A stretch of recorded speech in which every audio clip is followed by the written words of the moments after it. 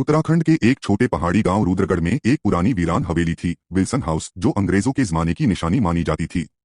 गांव में वर्षों से ये बात फैली थी कि उस हवेली के तहखाने में एक शापित खजाना छिपा है, जिसे रक्त की तिजोरी कहा जाता है और जिसकी रखवाली एक जली हुई आत्मा करती है।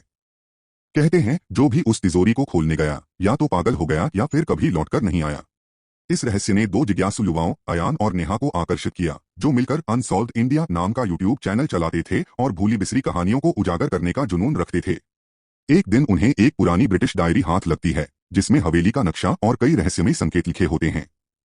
वे निर्णय लेते हैं कि वे इस हवेली की सच्चाई को कैमरे पर कैद करेंगे और रात को उस भूतहा हवेली में दाखिल हो जाते हैं। जैसे ही वे अंदर पहुंचते हैं, उन्हें एक अलग ही ठंडक और बेचैनी का अनुभव होता है, जैसे कोई अदृश्य शक्ति उन्हें देख रही हो।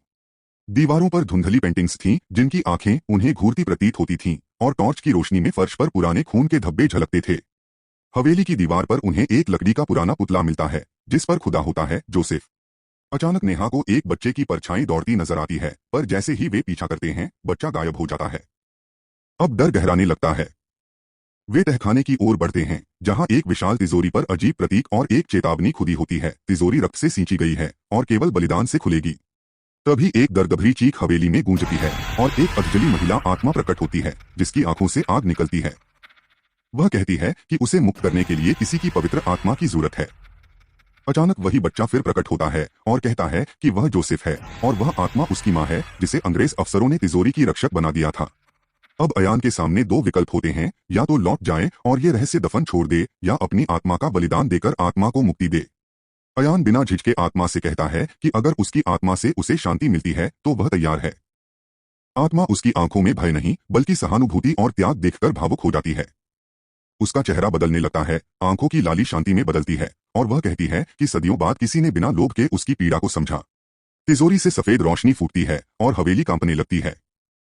दोनों बेहोश हो जाते हैं। अगली सुबह वे खुद को हवेली के बाहर मैदान में पाते हैं। सूरज की पहली किरणें उनके चेहरे पर पड़ रही होती हैं।